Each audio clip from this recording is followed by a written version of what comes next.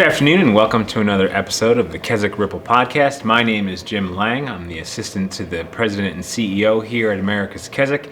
And each week we want to bring you a testimony that we hope encourages your heart and life. One of the most dynamic parts of our ministry is that when a man or woman comes into one of our programs and is radically changed by the gospel of Jesus Christ, they're then sent back out to their churches, their families, communities, and God uses them in a mighty way. And so today I want to introduce you to Paul. Paul is a graduate of the Colony of Mercy. He's currently in the discipleship program. And so, Paul, welcome. Thanks, Jim. Thanks for taking some time to share your story. Yep. So why don't you tell everyone kind of what your life was like before coming to the Colony? Well, before I was in the Colony, I actually had a pretty good life on the surface. I had a good job, a career, a family, wife and kids, a house, cars, everything everybody thinks is normal on the outside. But underneath it all, I was stuck in this cycle of addiction. Mm-hmm. Every 3 to 6 months, I would find myself out doing drugs, running away from reality, just seeking after my own pleasure and my own excitement. And I every time I would come back and I felt certain I was able to overcome it, I'd had enough, I was tired, I was beat up badly enough, and I just continued to do that. Yeah. So what kind of was your breaking point? When did you finally decide to come to the Colony, and what kind of pushed you over the edge? First of all, I have to say it's my second time in the Colony of Mercy. The first time I came to the Colony, I was absolutely devastated. I had continued to go through this cycle over and over again. It was becoming more and more frequent. I had gone to my work, my employer, and told them I needed some help, and they had sent me to a rehab only to find that I was right back in the same rehab 7 months later. Mm-hmm. And it was at that rehab that I decided I wanted to come and try this program. Okay. And so you mentioned that this is your second time through the program. So what do you, as you kind of navigate this time around, what do you think is the biggest difference between the first time you came through and this time now? The first time I came, I had my job. I had my family standing by, supporting me. I had a lot of encouraging people behind me.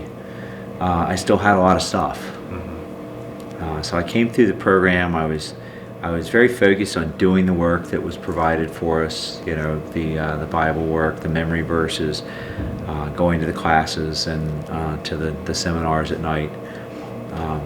And I thought that I would be better off when I got out of here because I had built spiritual disciplines as opposed to just learning more information, which is what I would get from a secular rehab. The second time through the Colony, I came in unemployed, unemployable. The family was very tired of me being around the house. Surprisingly, was still supportive though. And I came in here completely broken and just surrendered. I realized I don't have the power in myself to correct the problem. All the work that I tried, all of the, all of the religious acts that I was building when I came in the first time didn't work for me.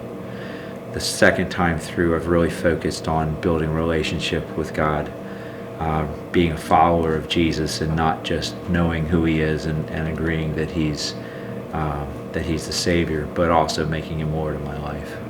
So it's pretty neat because I knew you when you came through the first time. I've kind of got to see you come through the second time, and we've interacted in different different studies and things like that. And so it's been neat to see the growth in you. But what would you say is the thing that God's really, this time around, just really pressing in on your heart, that you're really just learning about Him, or a truth that He is just repeating over and over again to you?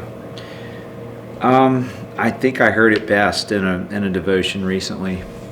There's an old saying, God will never give you more than you can handle. And He's proving to me that that's not true. I cannot handle this. I've hit my knees several times since I've been back in this program and just said, God, I cannot do it.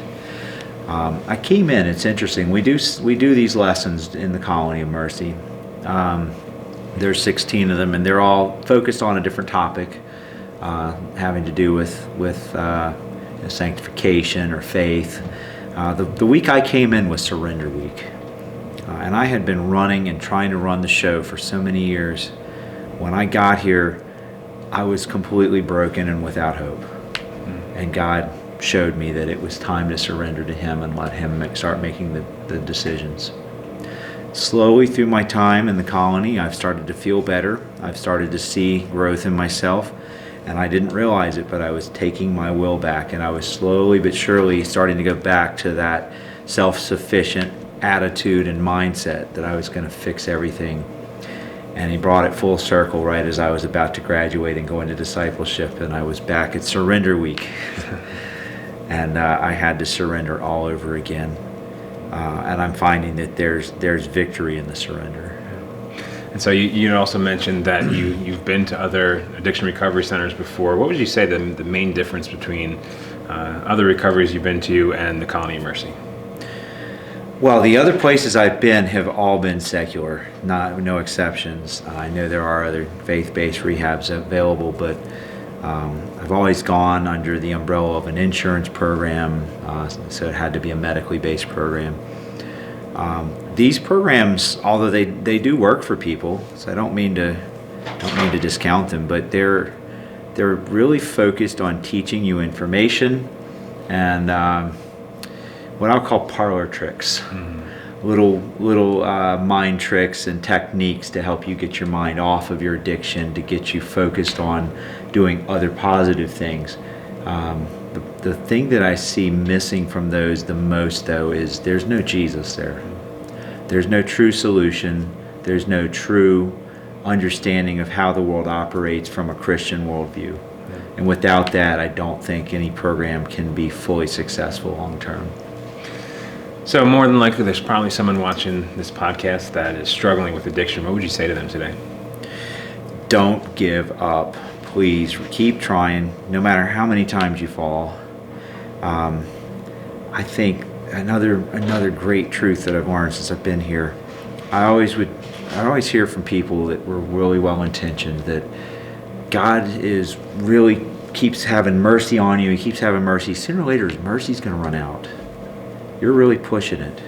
You need to consider that. And what I've learned is that's absolutely not true. God's mercy has never run out. He's continued to pursue me when I was running away from Him.